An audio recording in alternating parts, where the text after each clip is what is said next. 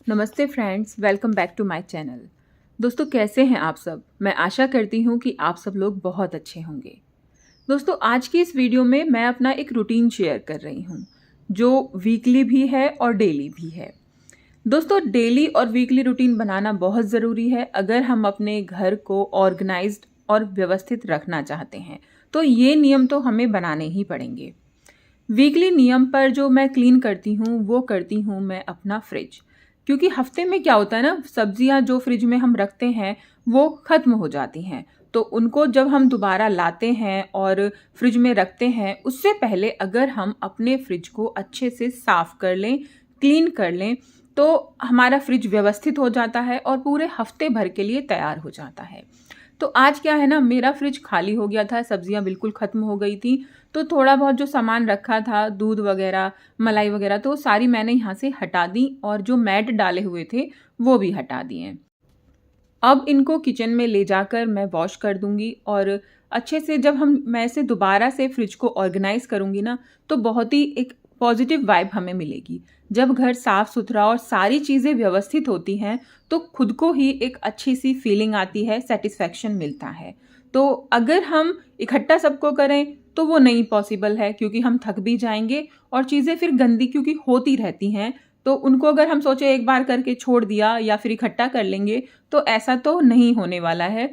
तो धीरे धीरे ही हमें अपनी चीज़ें सारी मैनेज करके रखनी चाहिए। तो यहाँ पर मैंने फ्रिज के जो कंटेनर हैं जिनमें सब्जियाँ वगैरह स्टोर करके रखते हैं वो धो दिया, और यहाँ पर मैट्स जितने बिछा रखे हैं ना वो भी मैं धो दूंगी।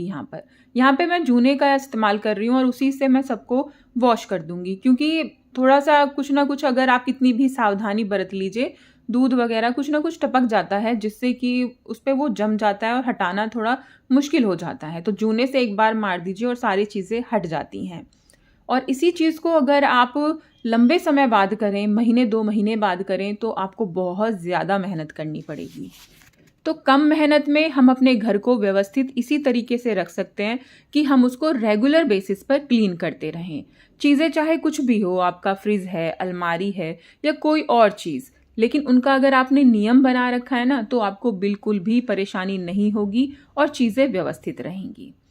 अब मैंने सारी चीज़ें जो भी फ्रिज में थी वो मैंने सब धो दी हैं, और जो भी अंदर ग्लास के उसमें पार्टीशन लगे हुए हैं फ्रिज में, और पूरे फ्रिज को मैं एक कपड़े से वाइप कर दूंगी।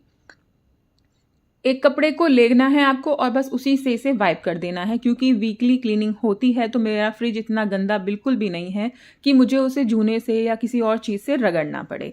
तो बस एक गीले कपड़े से मैंने इसे साफ़ कर दिया है। अगर आप इसकी डीप क्लीनिंग करना चाहते हैं तो आप थोड़ा सा विनीगर और विम जेल लेकर उसको क्लीन कर सकते हैं। जब तक मैंने फ्रिज क्लीन किया था ना, तब तक इनका सारा पानी एक्स्ट्रा जो भी था वो निकल गया। अब एक बार इनको मैं पोंछ लूँगी सारे मैट्स को, और फिर इसके बाद हम इन्हें दोबारा से रीऑर्गेनाइज कर देंगे। दोस्तों, ऐसे मैट अगर आप अपने फ्रिज में लगाते हैं ना लाइनिंग के तौर पर, तो बहुत ज़्यादा फ़ायदेमंद होते हैं।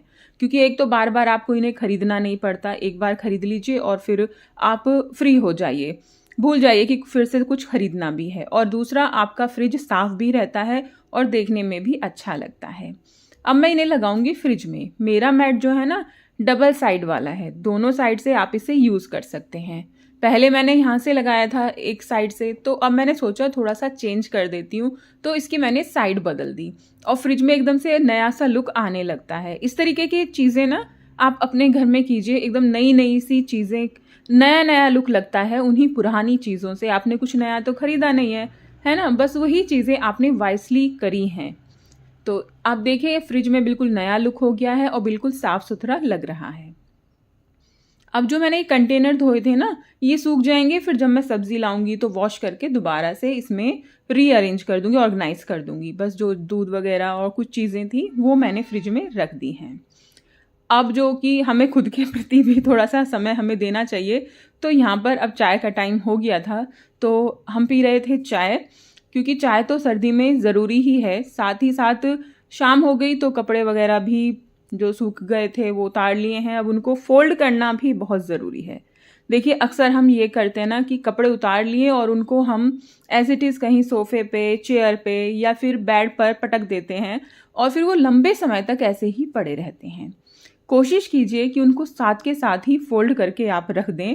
और यहाँ पर ना मेरी बेटी बैठी हुई थी, तो हमारा डिस्कशन चलता रहता है, तो यहाँ मैं उससे भी बात कर रही थी।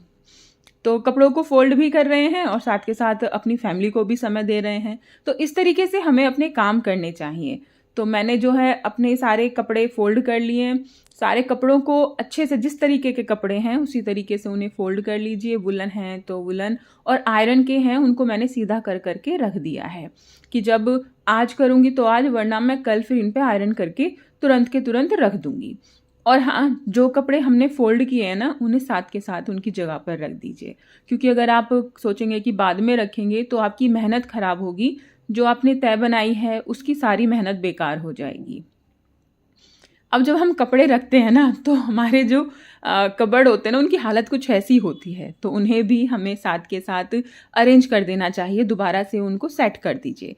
तो इससे क्या होगा ना कि आपका जो भी ड्रॉर है या कबर्ड है वो हमेशा ऑर्गेनाइज और व्यवस्थित रहेंगे। जब भी आप उसमें कपड़े रखें तभी उन कपड़ों को जो खराब हो रखे हैं या आपको रीसेट करना है तो तुरंत कर दीजिए। ज़्यादा समय नहीं लगेगा, आपका 5 मिनट मुश्किल से लगेंगे और आपका जो अलमारी है या ड्रॉर वगैरह, कपड़े बिल्कुल व्यवस्थित रहेंगे। तो दोस्तों, मेरी वीडियोस अगर आपको पसंद आती हैं, थोड़ी सी भी मोटिवेशनल लगती हैं, तो वीडियो को लाइक ज़रूर कीजिएगा और चैनल को सब्सक्राइब करना बिल्कुल भी मत भूलिएगा। तो दोस्तों, आज की वीडियो में बस इतना ही। फिर मिलते हैं हम नेक्स्ट वीडियो में। तब तक के लिए बाय बाय।